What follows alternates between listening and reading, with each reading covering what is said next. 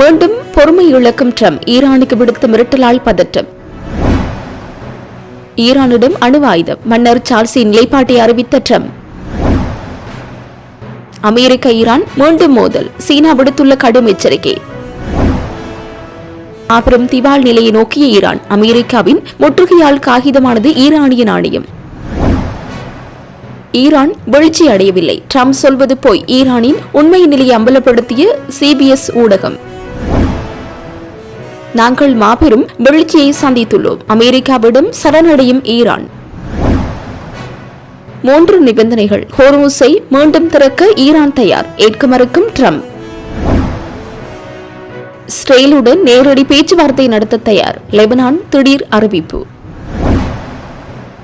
உயிரை அர்ப்பணிக்க அழைப்பு விடுத்த ஈரான் தூதரகம், பிரித்தானியா கடும் எதிர்ப்பு. ஈரானுக்கு எதிரான போரில் அமெரிக்கா இதுவரை செலவு செய்த தொகை, பென்டகன் அதிரடி அறிக்கை.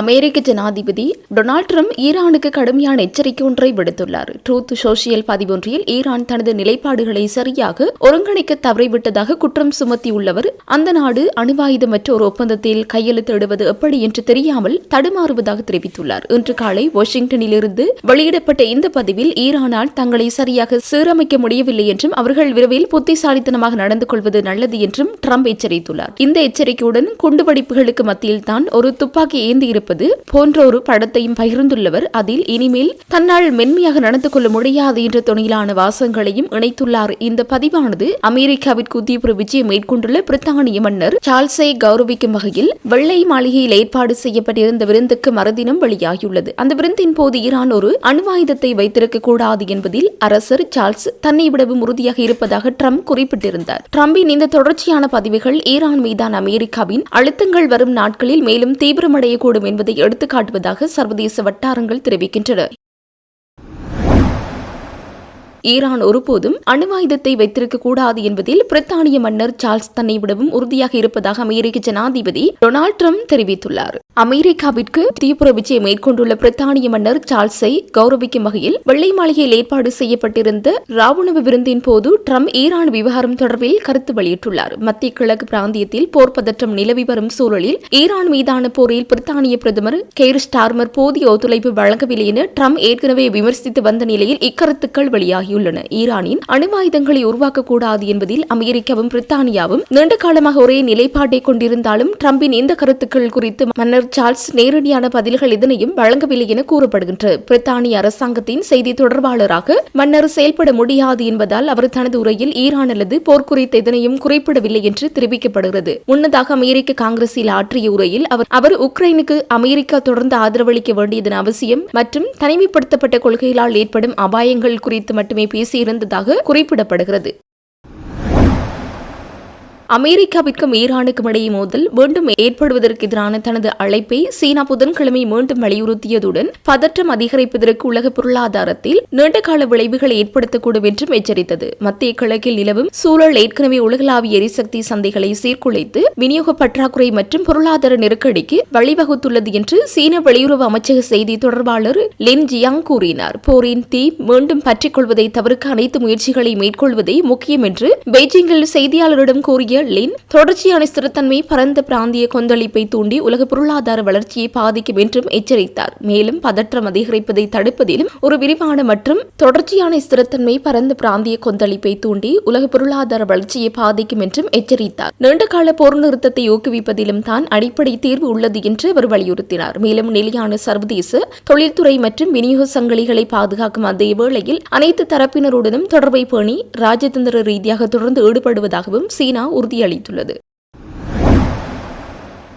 போர் நிறுத்தம் ஊசலாடிக் கொண்டிருக்கும் வேளையில் ஈரானை பொருளாதார ரீதியாக முடக்கும் அமெரிக்காவின் வியூகம் மாபெரும் வெற்றி பெற்றுள்ளது. ஈரானிய நாணயம் முன்னெப்போதும் இல்லாத அளவிலான மாபெரும் சரிவை சந்தித்துள்ளதாக அதிர்ச்சி தகவல்கள் வெளியாகியுள்ளன. ஈரானின் தேசிய நாணயம் அமெரிக்க டாலருக்கு எதிராக தனது வரலாற்றில் மிக மோசமான மாபெரும் எழுச்சியை சந்தித்துள்ளது. தற்போது ஈரானிய ஊடகங்களின் அதிகாரப்பூர்வ தகவல்படி ஒரு அமெரிக்க டாலரின் மதிப்பு சுமார் 1.8 மில்லியன் ரியால்களாக வர்த்தகம் செய்யப்படுகிறது. கடந்த 2 நாட்களில் மட்டும் ஒரு டாலரின் விலை 23,000 தோமான்களுக்கும் அதிகமாக உயர்ந்துள்ளதாக ஈரானிய மாணவர் செய்தி நிறுவனம் தெரிவித்துள்ளது. ஈரானில் பரவலாக பயன்படுத்தப்படும் இந்த தோமான் என்பது 10 ஈரானிய ரியால்களுக்கு சமமாகும். அமெரிக்கா மற்றும் இஸ்ரேலுடனான போர் நிறுத்தம் ஒரு உறுதியற்ற நிலையில் இருக்கும் வேளையில் ஈரானிய துறைமுகங்கள் மீது அமெரிக்கா விதித்துள்ள மாபெரும் கடல் முற்றுகையால் எண்ணெய் வர்த்தகம் முழுமையாக முடங்கியதை இந்த பொருளாதார வீழ்ச்சிக்கு முக்கிய காரணமாகும். போருக்கு முன்னரே பணவீக்கம், ஊழல் மற்றும் சர்வதேச தடைகளால் ஈரானின் பொருளாதாரம் மாபெரும் நெருக்கடியில் இருந்தது. 2012இல் $8,000 இருந்த ஒரு நபரின் தேசிய வருமானம் 2024இல் $5,000 சரிந்துவிட்டது. தற்போது இந்த போரின் காரணமாக மேலும் 4.1 மில்லியன் மக்கள் வறுமை கோட்டிற்கு கீழே தள்ளப்படும் மாபெரும் அபாயம் உள்ளதாக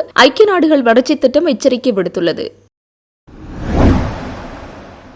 ஈரான் மாபெரும் எழுச்சியை சந்தித்துள்ளது என அமெரிக்க அதிபர் ட்ரம்ப் சமூக வலைதளத்தில் கூறியதை அப்பட்டமாக மறுத்து ஈரானின் தலைநகர் தெஹ்ரானிலிருந்து சிபிஎஸ் நியூஸ் ஊடகத்தின் தயாரிப்பாளர் சையத் ரஹீம் பத்தாய் மாபெரும் அதிர்ச்சி தகவல்களை வெளியிட்டுள்ளார். தெஹ்ரானின் நிலைமை சீராகவே உள்ளது. ஈரான் அரசு இன்னும் முழுமையான கட்டுப்பாட்டில் தான் இருப்பதாகவும் எந்த வகையிலும் ஈரான் மாபெரும் எழுச்சி நிலையில் இல்லை என்றும் அவர் திட்டவட்டமாக தெரிவித்துள்ளார். ஈரானின் எழுச்சி குறித்து ட்ரம்ப் வெளியிட்ட தகவலுக்கு எவ்வித ஆதாரமும் இல்லை என்பதை இது அப்பட்டமாக காட்டுகிறது. போரின் விளைவாக நாட்டில் மாபெரும் பணவீக்கம், அடிப்படை பொருட்களின் பற்றாக்குறை ஆகியவை நிலவுவது உண்மைதான். ஆனால் பல தசாப்தங்களாக மேற்கத்திய நாடுகளின் சர்வதேச தடைகளை எதிர்கொண்டு வருவதால் பொருளாதார மற்றும் சமூக ரீதியாக இத்தகைய கடுமையான நெருக்கடிகளை சமாளிக்கும் திறன் ஈரானுக்கு மாபெரும் அளவில் பழகிவிட்டது என்று அவர் சுட்டிக்காட்டியுள்ளார். ஈரானின் புதிய உச்ச தலைவராக பெயரிடப்பட்டுள்ள மொஜ்தபா கமேனி போரின் முதல் நாளில் அவரது தந்தை கொல்லப்பட்ட அதே அமெரிக்க இஸ்ரேலிய தாக்குதலில் படுகாயமடைந்திருக்கலாம் என நம்பப்படுகிறது. போர் தொடங்கியதிலிருந்து அவர் பொதுவெளியில் எங்கும் தோன்றவில்லை. இதையே அமெரிக்க ஆட்சி மாற்றம் மற்றும் தலைமைத்துவ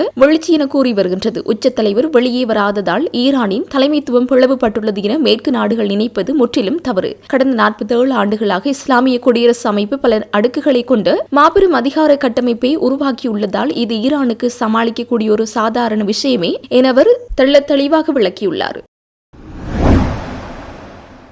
ஈரான் தாங்கள் தற்போது ஒரு மாபெரும் எழுச்சி நிலையில் இருப்பதாக அமெரிக்காவிடம் அதிகாரப்பூர்வமாக தெரிவித்துள்ளது என அதிபர் ட்ரம்ப் தனது சமூக வலைதள பக்கத்தில் அதிரடியாக பதிவிட்டுள்ளார். தொடர் பொருளாதார தடைகள் மற்றும் போரால் கடுமையாக பாதிக்கப்பட்டுள்ள ஈரான் முடிந்தவரை விரைவாக ஹோர்முஸ் ஜலசந்தியை திறக்க வேண்டும் என்று அமெரிக்காவை வலியுறுத்தி கேட்டுக் கொண்டுள்ளதாகவும் ட்ரம்ப் தனது பதிவில் குறிப்பிட்டுள்ளார். ஈரானியர்கள் தங்களது புதிய தலைமைத்துவ சிக்கலை எப்படியாவது சரி செய்ய முயற்சித்து வருவதால் அவர்களுக்கு இந்த அவகாசம் தேவைப்படுவதாகவும் விரைவில் அவர்களின் புதிய தலைமை குறித்து பிரச்சினை அவர்களால் சரி செய்து கொள்ள முடியும் என தான் உறுதியாக நம்புவதாகவும் அவர் சுட்டிக்காட்டியுள்ளார். அமெரிக்க ஜனாதிபதி டொனால்டு டிரம்பிற்கு ஈரான் முன்வைத்த புதிய முன்மொழிவில் திருப்தி இல்லை என தகவல்கள் தெரிவிக்கின்றன. இந்த முன்மொழிவின் மூலம் மத்திய கிழக்கில் நடைபெறும் போரை முடிவுக்கு கொண்டு வந்து முக்கியமான ஹோர்முஸ் நீரிணை மீண்டும் திறக்க ஈரான் முன்வைத்துள்ளது. ஆனால் அதற்கு பதிலாக அமெரிக்கா ஈரானுக்கு விதித்த தடைகளை நீக்க வேண்டும் என்றும் இரு நாடுகளுக்கும் இடையிலான அணுசக்தி தொடர்பான பேச்சுவார்த்தைகள் பின்னர் நடத்தப்பட வேண்டும் என்றும் ஈரான் கூறியுள்ளது. இந்த தகவலை தொடர்ந்து ஓமான் மற்றும் பாகிஸ்தானில் நடந்த பேச்சுவார்த்தைகளின் போது இந்த திட்டத்தை முன்வைத்துள்ளார். இதன் நோக்கம் தற்போதைய மோதலை முடிவுக்கு கொண்டு வந்து தூதரக பேச்சுவார்த்தைகளை மீண்டும் தொடங்குவதாகும். அமெரிக்கா ஈரான் மீது விதித்த தடைகள் மற்றும் துறைமுக தடைகளை நீக்க வேண்டும். மத்திய கிழக்கில் நடைபெறும் போரை முடிவுக்கு கொண்டுவர வேண்டும். ஈரானின் அணுத்திட்டம் தொடர்பான பேச்சுவார்த்தைகள் பின்னர் கட்டத்திற்கு மாற்றப்பட வேண்டும். அமெரிக்க வெளியுறவு செயலாளர் மார்க்கோ ரூபியோ அணுத்திட்டம் இல்லாமல் எந்த ஒப்பந்தத்தையும் ஏற்க முடியாது என கூறியுள்ளார். ஈரான் அணுவாயுதம் பெறுவதை எப்படி தடுக்க வேண்டும் என்று தெரிவித்துள்ளார். ட்ரம்ப் மற்றும் அவரது பாதுகாப்பு குழு இந்த முன்மொழிவில் சந்தேகத்துடன் உள்ளனர். ஈரான் அணுவாயுதம் பெறக்கூடாது என்பதில் ட்ரம்ப் உறுதியாக உள்ளார். இதுவே இந்த மோதலின் முக்கிய காரணங்களில் ஒன்றாகவும் குறிப்பிடப்படுகிறது. ஹோர்முஸ் நீரிணையின்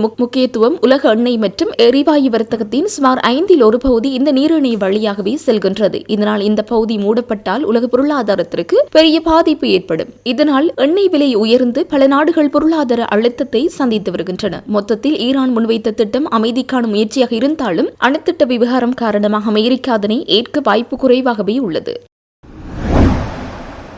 இஸ்ரேல் நேரடி பேச்சுவார்த்தைகளை முன்னெடுக்க விரும்புவதாக லெபனான் அறிவித்துள்ளது. அந்நாட்டின் வெளியுறவு அமைச்சர் ஜூசப் ராகி இந்த விடயத்தை தெரிவித்துள்ளார். லெபனான் மற்றும் இஸ்ரேல் இடையே நிலவி வரும் பதற்றமான சூழலில் எல்லையில் நிரந்தர போர் நிறுத்தத்தை எட்டவும் லெபனான் பகுதிகளிலிருந்து இஸ்ரேலிய படைகளை முழுமையாக வெளியேற்றவும் இஸ்ரேலுடன் நேரடி பேச்சுவார்த்தையில் ஈடுபட பெய்ரூட் முடிவு செய்துள்ளதாக அவர் குறிப்பிட்டுள்ளார். போலந்து நாட்டின் துணை பிரதமரும் வெளியுறவு அமைச்சருமான ராடோஸ்லாவ் சிகோர்சியுடன் நடத்திய தொலைபேசி உரையாடலின் போது இந்த முக்கிய முடிவை அவர் பகிர்ந்து கொண்டார். இந்த உரையாடலின் போது லெபனான் எல்லைகளின் இறையாண்மை அங்கீகரிப்பதாகவும் லெபனான் எந்த ஒரு பகுதியும் இணைக்கும் முயற்சியை போலந்து திட்டவட்டமாக எதிர்ப்பதாகவும் சிகோர்சி உறுதியளித்தார். அமெரிக்க, இஸ்ரேல் மற்றும் ஈரான் இடையிலான போரின் பின்னணியில் கடந்த மார்ச் 2 முதல் லெபனானில் இஸ்ரேல் மற்றும் ஹிஸ்புல்லா அமைப்பினரிடையே மீண்டும் மோதல் வெடித்தது. இதனைத் தொடர்ந்து ஏப்ரல் 23ஆம் தேதி லெபனான் மற்றும் இஸ்ரேல் இடையே தற்காலிக போர் நிறுத்தத்தை நீட்டிப்பதாக அமெரிக்கா அறிவித்திருந்தது. எனினும் இந்த நேரடி பேச்சுவார்த்தை முடிவை ஹிஸ்புல்லா அமைப்பின் தலைவர் நேற்று நிராகரித்ததோடு இத்தகைய பேச்சுவார்த்தைகள் நாட்டில் நிலையற்ற தன்மையை உருவாக்கும் என்றும் எச்சரித்துள்ளார்.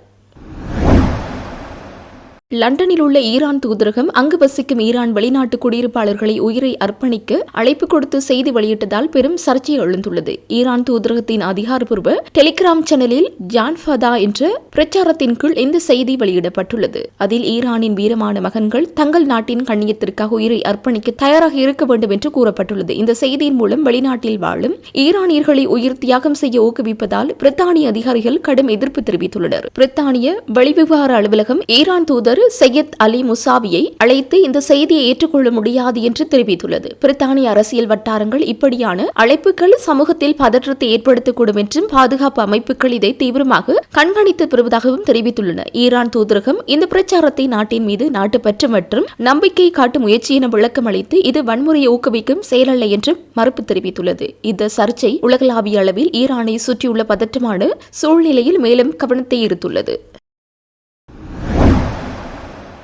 ஈரானுடனான போர் நடவடிக்கையில் அமெரிக்கா கிட்டத்தட்ட $25 பில்லியன் செலவு செய்யப்பட்டிருப்பதாக தகவல் வெளியாகியுள்ளது. பிப்ரவரி இறுதியில் ஈரானுக்கு எதிரான போரில் அமெரிக்கா மற்றும் இஸ்ரேலிய கூட்டுப்படையினர் களமிறங்கினர். இந்த நிலையில் அமெரிக்க நாடாளுமன்ற ஆயுதப்படை குழுவின் முன்னிலையில் நடைபெற்ற முக்கிய விசாரணையில் ஈரானுடனான போரில் அமெரிக்கா இதுவரை செலவு செய்த தொகையை பாதுகாப்புத்துறை உயர் அதிகாரிகள் வெளியிட்டுள்ளனர். அதன்படி ஈரானுக்கு எதிரான போரில் அமெரிக்கா இதுவரை கிட்டத்தட்ட $25 பில்லியன் தொகையை செலவிட்டிருப்பதாக தெரிவிக்கப்பட்டுள்ளது. ஈரானுக்கு எதிரான போர் நடவடிக்கையில் மேற்கொள்ளப்பட்ட செலவினங்கள் தொடர்பான துல்லியமான செலவினங்கள் குறித்து பென்டகன் தலைமை நிதி அதிகாரி ஜூல் ஹஸ்ட் விவரித்துள்ளார். மேலும் போரினால் சேதமடைந்த அல்லது செயலிழந்த இயந்திரங்களுக்கு மாற்றாக புதிய தொழில்நுட்பங்களை வாங்குவதற்கும் இந்த நிதி பயன்படுத்தப்படுவதாக தெரிவித்துள்ளார். அமெரிக்க ஜனாதிபதி டொனால்ட் ட்ரம்ப் 2027ஆம் நிதியாண்டிற்கான பாதுகாப்பு பட்ஜெட்டை $1.5 டிரில்லியனாக உயர்த்த முன்மொழிந்த நிலையில் காங்கிரஸ் அதை பரிசீலித்து வரும் நிலையில் இந்த தகவலானது வெளியாகியுள்ளது.